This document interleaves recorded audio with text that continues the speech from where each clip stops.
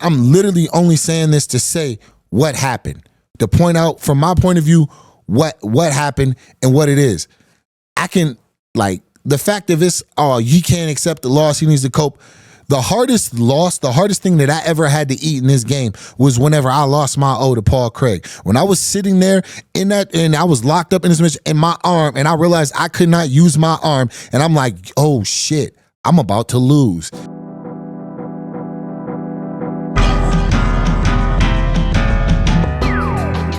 What's going on, Sweet Dreams Nation? We are here, International Fight Week, on the cusp of UFC 303. As many of you know, I was scheduled to be on this card as a co-main event. Opponent was switched up a couple times before I received an injury that took me out of fight. I won't get too crazy into it. I've already spoken on the things that I'm dealing with. Working hard to come back, recover, and get back in front of you guys is the top priority right now. To be back at 100% and putting on the performances that I know that I'm capable of and that people love. With that being said, Sweet Dreams out, Conor McGregor out. We have a whole new, different look to this card. The card is now being stepped in and being headlined by Alex Pereira versus Yuri Prochazka 2. Steps in again to save the show.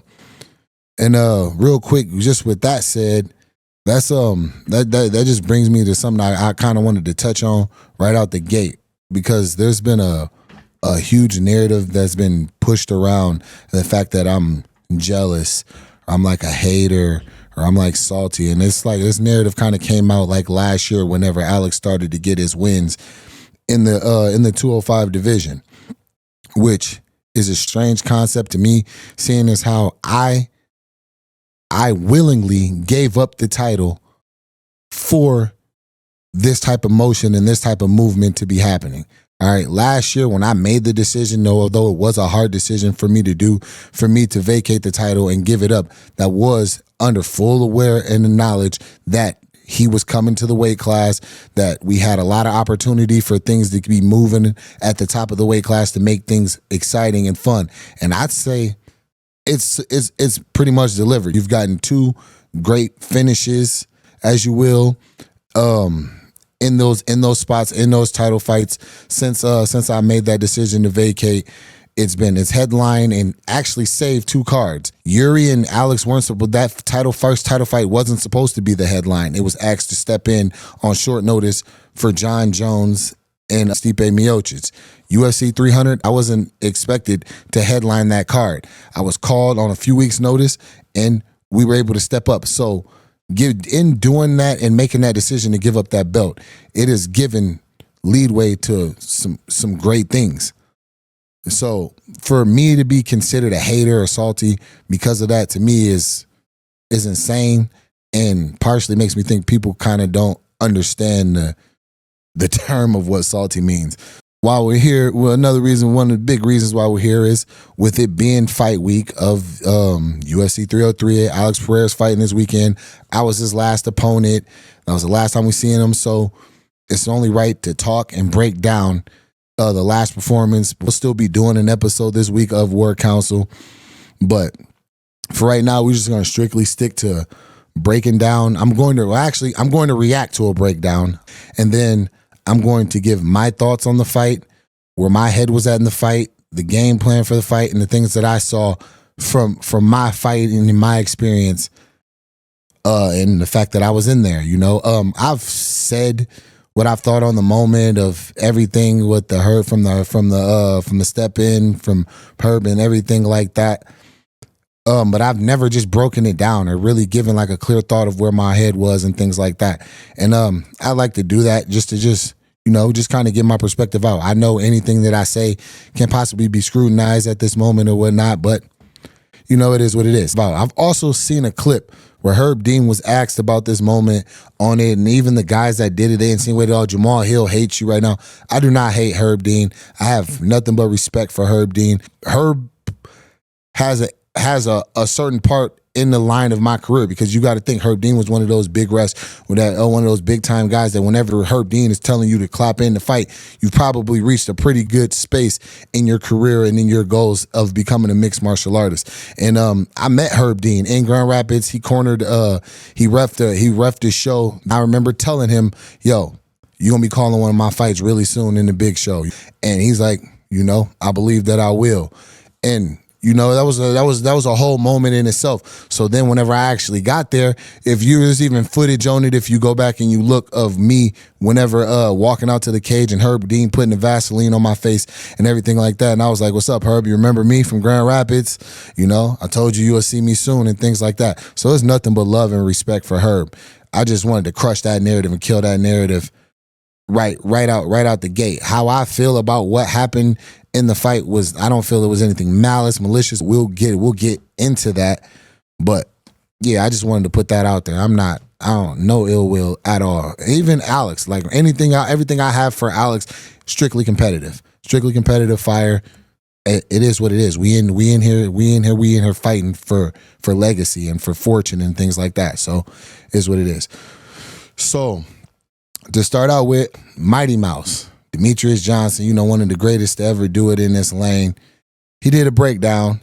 It caught my eye. It was sent to me. Obviously, it was tagged to me on YouTube, and I checked it out. And I just wanted to kind of go over it, a couple things, and point out some things that I noticed with that breakdown. So typically, Jamahal does fight orthodox, or he typically fights orthodox athletes.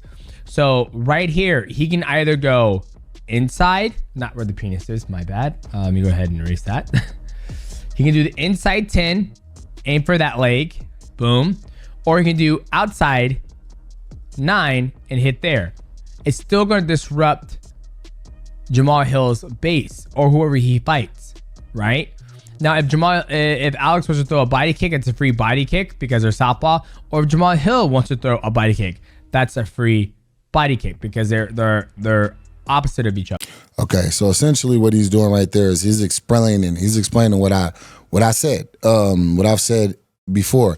Managing the angle, controlling the fight from controlling the outside lead leg, and those things, which there's a reason for that. There's a reason why that position and that foot battle and things are important. Anybody who's in those combat sports knows this, that's no striking. They know this.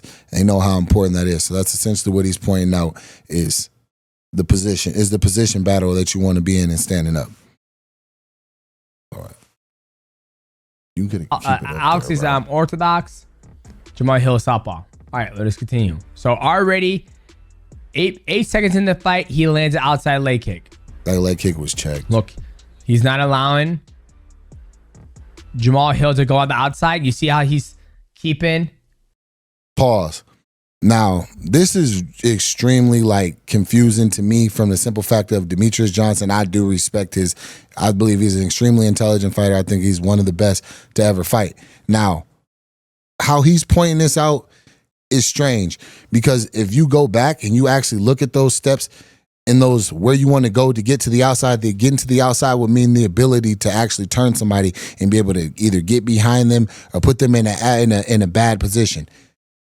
In that exchange right there where he's saying, see how Alex is controlling, Alex isn't controlling the outside. I am. My lead foot is outside of his foot. My pressure and my body is turned in. My angle is turned in to where I have him in front of all my weapons. From the way that you can see who has outside angle and outside position and who doesn't is who has the most strikes available to them. Right now, from this angle, right now looking, if Alex throws a left hand, look at the distance I'm in and look at how small the window for landing is. Right? If he throws the left hook right there, it's not there. Meanwhile, the position that I'm in, I'm forward, good posture, good distance. I have the outside angle to where no matter where I throw anything, it will be lined up. My left hook will be lined up to where it'd be able to come from outside of his peripheral. My straight is right down the middle to be lined to be straight, hard, and powerful to push him back where I would want him to go. So right now, I'm in very good position. Jamahal Hill is doing the right thing. Jamahal Hill's trying to get out that outside lead leg. Alex is circling out and coming back forward to reestablish his outside, buying the real estate outside his lead leg. So that's what just happened there. Okay, Jamahal Hill outside, nice. Which is why the leg kick landed so stuck. Measuring. Solid. Right, he does an outside kick again. Great inside kick from Jamahal Hill. Great inside kick. And everything Jamahal Hill's doing right now is pretty good. This is good because Alex is very patient and trying to get there, and Jamahal Hill is watching him, and Herb Dean is sitting there watching closely with those eyes. Now, see, I'll say right here, Alex isn't being patient. He's trying to find a way and trying to figure out how he can get in, a way to try to maybe close some distance, or maybe try to change the angle. This isn't patience. This is trying to figure out, trying to calculate. This is calculating. He is calculating. Push kick. Another outside kick from Alex. Missed.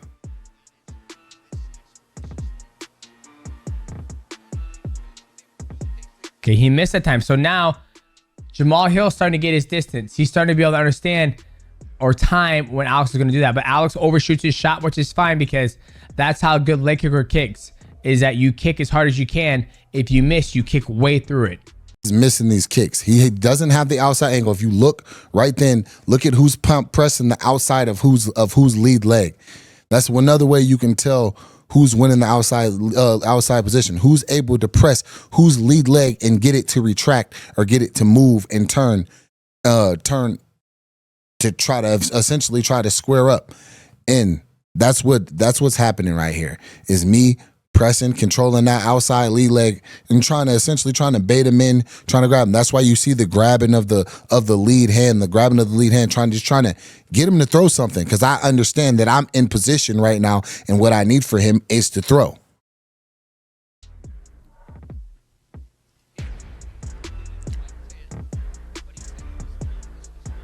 Miss. Okay, measuring the whole time. Through a left hand. Back up real quick.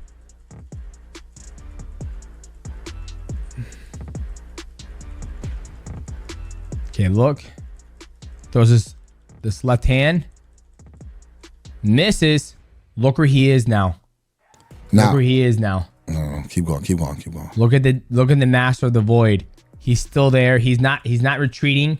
If he wanted to, right hand right there. Boom. Conor McGregor special right there. Right? That's what makes him so great. All right. Now see right there, that's just cap. He's saying that he's not retreating. He's mastering and managing distance. All right. Part of that outside foot battle and foot positioning is also the fact of you have to switch up the rhythm. Inside, out. If you notice, whenever I took the step, I had the outside leg. If I continue to just keep going outside, we just kind of move in a kind of like a straight line that kind of will block you and put you in a cage. So you have to change the distance from range. You have to change the range from in and out in order sometimes to change that angle and get that outside leverage. That's essentially what happens here.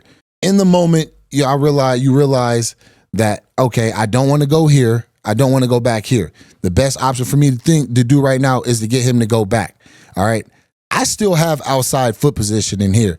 So me firing that left hand like that, he has no choice but to retreat back, which is what he's doing right now. Why he's saying he's not retreating. The minute he unpauses it, because it's in a still shot, while he's saying that he's not retreating, Alex is going to jump backwards because the punch that I threw had to be fast and it had to get him back. That was the only point of the punch. That was the reason why it was thrown from the position in the way that it is right there. And even still, you'll notice we can even go back to this shot, the difference between this shot and the shot that ultimately ended up ending the fight. And I'll show you, we can do that, and I'll show you the difference but for right now, I just wanted to point that out. Is that he understands the distance. This is someone who's been doing kickboxing on his feet for many years. I'm controlling the distance right here. Now he gets out immediately. Okay, jabs to the body. Alex is very good about going up and downstairs. He's measuring. He just Even though he feinted that, look at that. He feinted. Watch. He feinted that kick. He still rose up and he kept his hips. He switched his hips out. He didn't feint the kick. He just bit a fake. Just he's gonna kick, he bit but a his fake because I bounced and it looks like I'm about to do the same motion that I did where I was landing the inside leg kick. Body kick. Good job of Jamahal trying to grab the kick and go cross. Go back. That's good. Now he gets out. Okay. Jabs to the body. Alex very good about going up and downstairs. He's measuring. He just even though he feinted that, look at that. He feinted. Oh, look. Watch. He feinted that kick. He still rose up and he kept his hips. He switched his hips out. Watch. Hips go out. Now, just he's gonna kick, but his eyes are still there. Right? His hands don't move. He's still in a good. Now he's not reacting. He's not throwing a feint. He's reacting to a feint. He was reacting to the fact of, if you look, that same motion where I just stepped in there is the same motion that I was doing when I was stepping to shoot and I was shooting the inside leg kick that I landed every single time that I threw it. So he was biting off of a feint there. Like I said, he has a high fight IQ, but my style and the things that I do are very unique to me in the training in the way and the style that I've been brought up in. And even the some of the best minds in the game still don't see or understand what they're watching. But we can continue. Shell right here. See? Body kick. Good job of Jamahal trying to grab the kick. Pause. Now, notice I did the exact same motion again. Again, stepped in, pressed at his leg. He retreated back, and his retreat back was to try to walk me into a kick, and it was countered. Like I said, the entire time that I've owned this angle, the thing was to own the angle and then get him to bite and make him throw on my time. We engage on my time.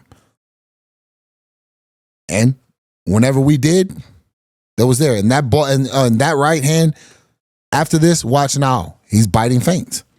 You can go cross. That's good.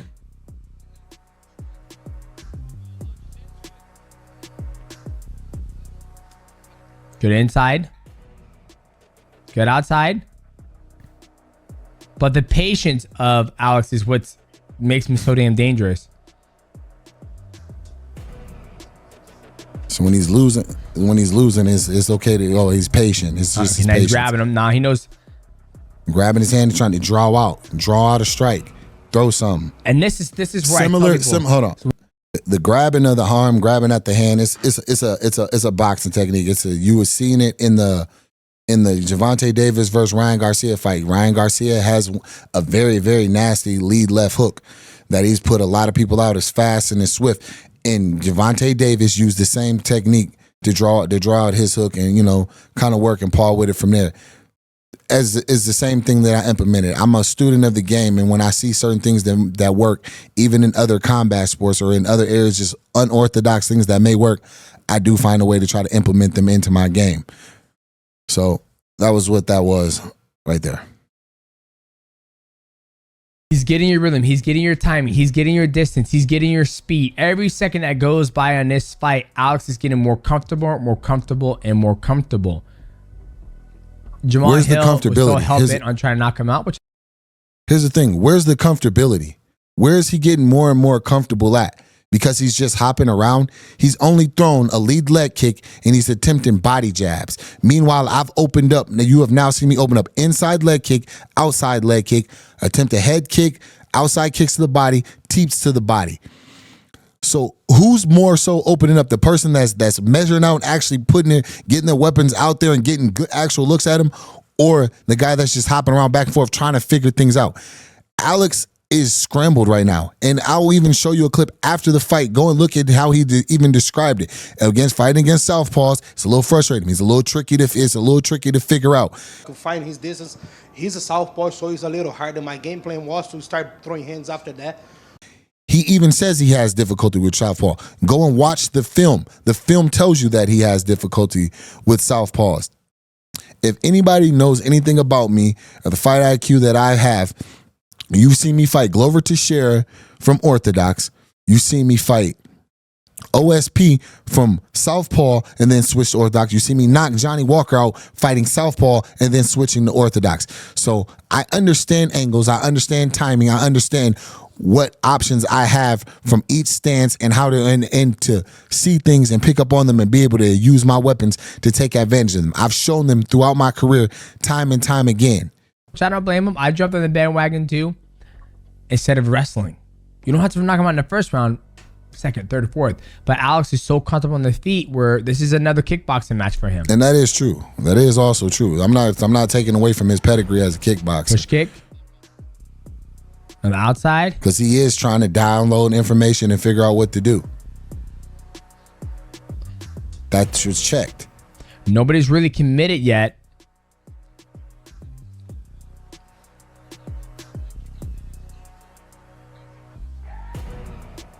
Punch. I landed a leg kick whenever he threw that body jab. And watch the next body jab body rolls kick off. right there. Right as the turn rolls body off. Shot. But you see how he slowly Where's he comfortable? outside Where's that he lead leg? comfortable? He's trying shots. Those shots are timid. Outside that lead leg because he knows if he's where's the strong setup at? He's literally just pecking shots out there, trying to do this, just trying to find anything, trying to find something to land. That's not setting up, bro.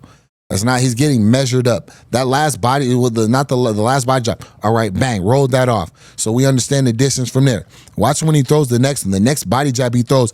You'll see I do a slight roll back and a check hook flashes right in front of it.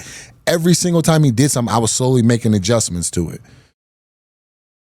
He's out here, his left hand's not lined up completely. He can slip this way or he can back up and go hard left. If I threw my from the angle, hold on, pause that.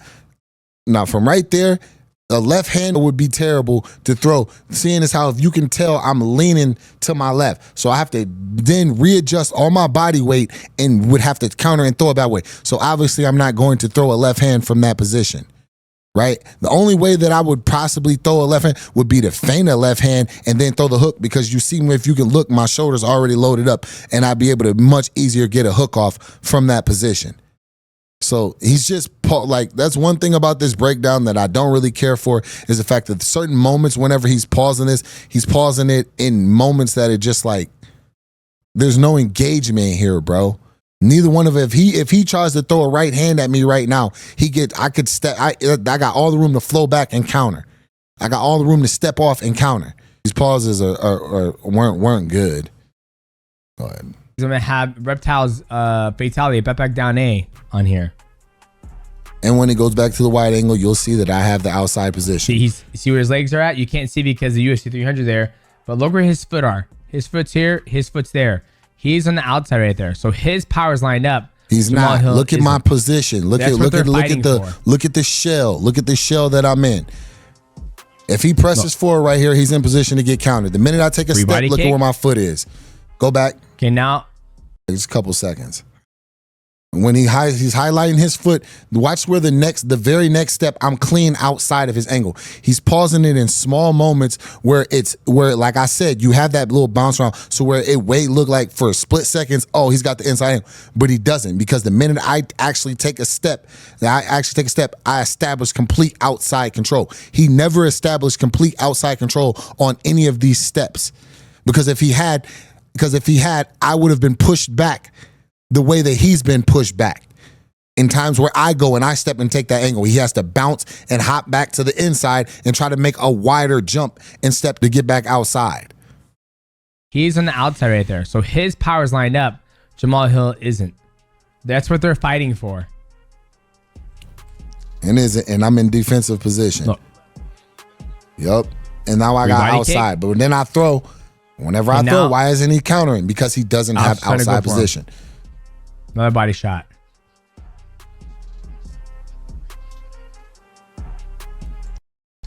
John Enix just said Pereira. He said Alex Pereira.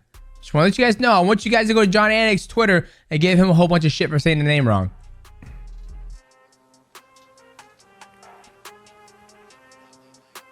Opening up different shots. See that hook? Go back. Now that last body jab, he reaches for that. He reaches for that body jab. And if you look, I roll back and I flash a check hook in his face. That is the last strike. That is the last strike that Alex Pereira throws before The whole situation happens before Herb Dean steps in, and then he lines up the shot before it. That was the last thing. So where's the setup been at? Where's the setup been at this entire time to where he should be, where he's been calculating and measuring all these things up? That is the last strike he throws, and it's because he is getting flustered. He doesn't see any openings for himself. And whenever he throws this last body jab, watch the check hook flash right in his face. We have a slow-mo from the UFC countdown also that shows the check hook right in his face before. Let's go back and watch. Let's go back and see it again. Flow back right there. See the flow back, and the hook goes into his face. Look, now he's trying to get to him. He can't. See what happens when I step to him?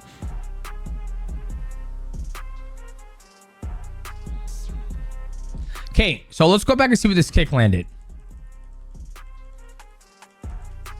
Okay, so unless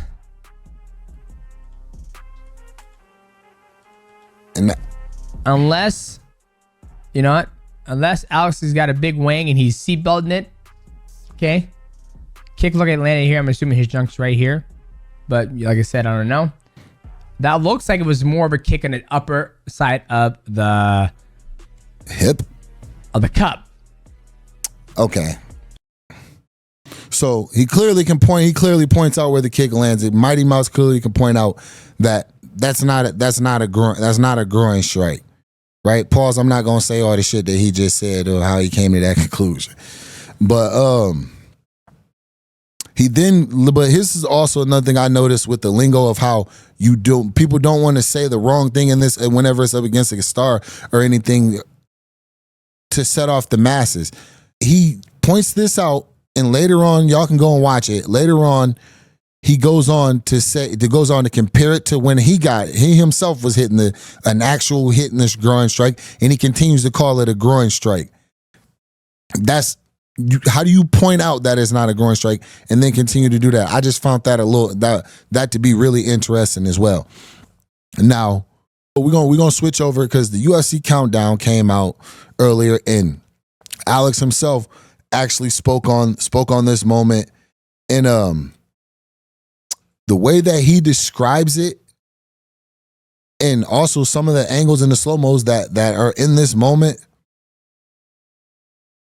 I feel they really speak to what I've been saying this entire time. Set up the left hook. Yeah, you better not start to reach down for that jab to the body. Please, get out of here.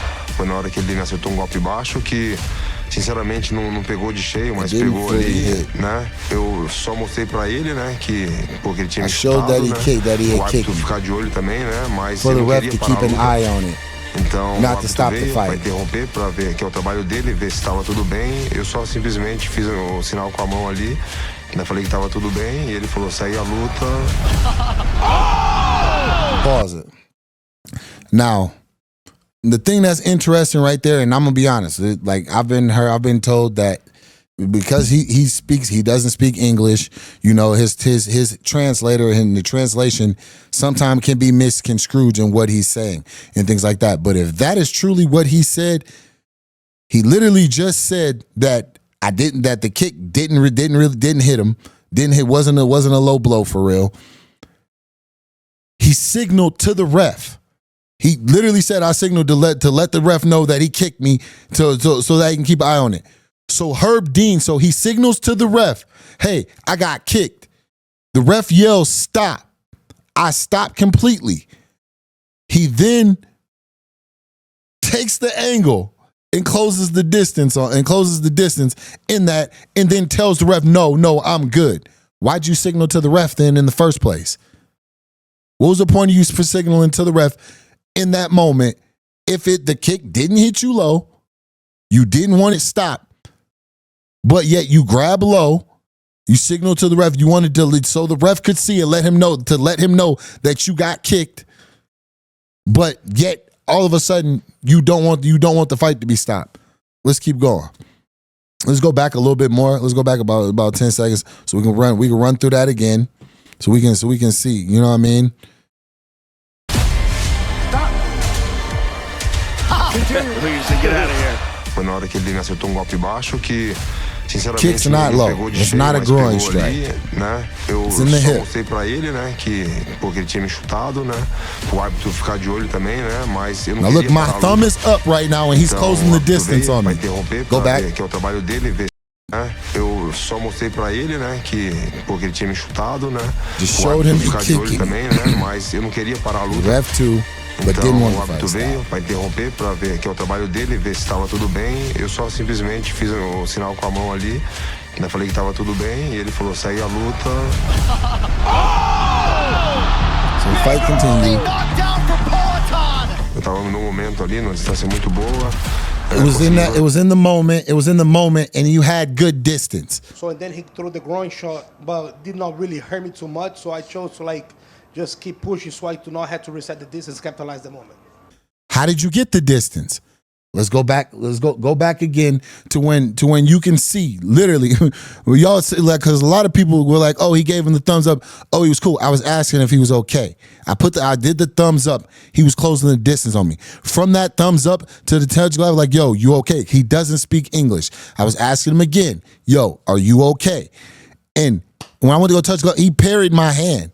If you look when Herb Dean does the signal to continue, he does it close here and at his chest to continue the fight. I didn't see that signal. At no point did you see me circle the way that I circled so flatly at that angle, giving up outside positioning. All right. Now just me being honest. There's no excuses, none. I was expecting the ref to come in, separate us. All right, you guys good? You know what I mean? And you do your touch, you do your little step back, and then you get back to it. That's what I was expecting to happen. All right. The fact of the punch, there was the punch, the strike that I threw, that at the same time at the end, whenever it was hit. That was a response to him being directly in my face. Like while all these thoughts are going through my head, next thing you know, oh shit, this guy's in my face. If you look when I throw the punch, my eyes are closed. That's a flinch, like a flinch reaction. Right? The punch was thrown, it was countered. Now, while I'm saying this, I'm literally only saying this to say what happened. To point out from my point of view what happened and what it is. I can, like, the fact of it's, he can't accept the loss, he needs to cope. The hardest thing that I ever had to eat in this game was whenever I lost my O to Paul Craig. When I was sitting there and I was locked up in this match in my arm, and I realized I could not use my arm, and I'm like, oh shit, I'm about to lose. I literally remember that feeling. I remember it very vividly. Right? And that was a very, very hard thing for me. I went out and partied with this man that night. I enjoyed life after that with that individual. Me taking a loss is not a problem for me at all. I'm just simply saying what happened. You know, it's X's and O's, are small nuances than anything. Anybody out there that does a job, like if you're a firefighter, people don't know how heavy that equipment is that you got to carry. They don't know how many drills you have to do to get down to what you have to actually do to go into that building or any of those things. So it's small things in every job. I don't understand how I get persecuted for pointing out the small things in my job, as if somebody who don't do my job knows it better than myself. Again, and this is back whenever I can say this again, from whenever I pointed out the strike, whenever Mighty Mouse, the one where I threw the left hand earlier in the fight to push him back, to get him going back. Go even look at that. It wasn't the same. Look at my foot positioning. Look at how the punch was thrown. It was thrown fast. It was thrown enough to get in his face, to push him back and push him out the way, and my eyes were wide open. Every single strike, you go and look, my eyes were wide open. The one strike that you can look and see my eyes were closed was the one where he surprised me with the range that he was in. Now, on the behalf of Alex, bro, You got to respect it. It was a gritty competitor. The one thing that I came in as a sportsman, as just like we doing this job and things like that, with a certain level of respect and camaraderie and sportsmanship that he didn't have any intention on showing because he felt disrespected or whatever. When somebody does a gritty competitor move, you can't be mad at that. I'm not mad at him for being a gritty competitor. Granted, it sucks being on the shitty end of it, but he did what he had to do. He pushed his brand further. He kept the belt where it's at and all those things. And it's kudos to him. Like I said, I gave up the belt for things like this to happen in the division, for it to move around. And look at the top of it right now. The Conor McGregor fight fell apart, and they called on the top of this division to save the day. And I think it's a great fucking fight for them to actually go in and add back into this card. Now, while we talking about this, there's actually a video that I wanted to go through with you. I felt like I was doing well in the fight. I felt like I was controlling the fight. And I got caught. It's protect yourself at all times. I will say that. It is protect yourself at all times. I should have been on my square, should have been on my own, aware of the gritty competitor and what, and what I was, and what was happening, what was really happening, not get thrown off my square to where it's like that. It's protect yourself at all times. It is what it is. But I got this one other video. It shows all the significant strikes, every strike. All the strike attempts in that fight, just on a quick little video cut. I'm gonna pull that up real quick, and you tell me how far off, how crazy I am to think that I was controlling this fight. I was doing all right. Solid leg kicks landing, inside, outside.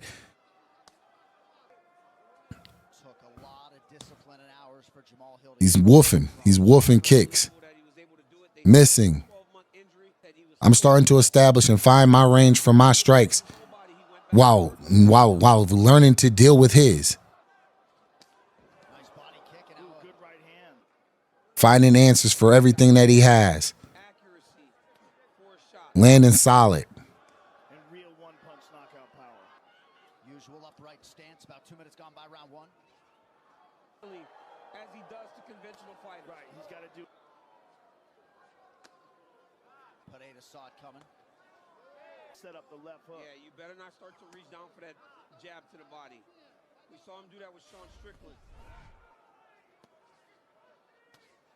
Hill trying to get that left hand going. Nice job.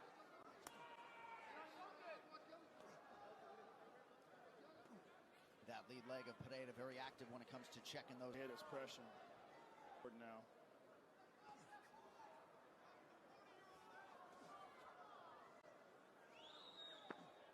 Stop. Please, get out of here.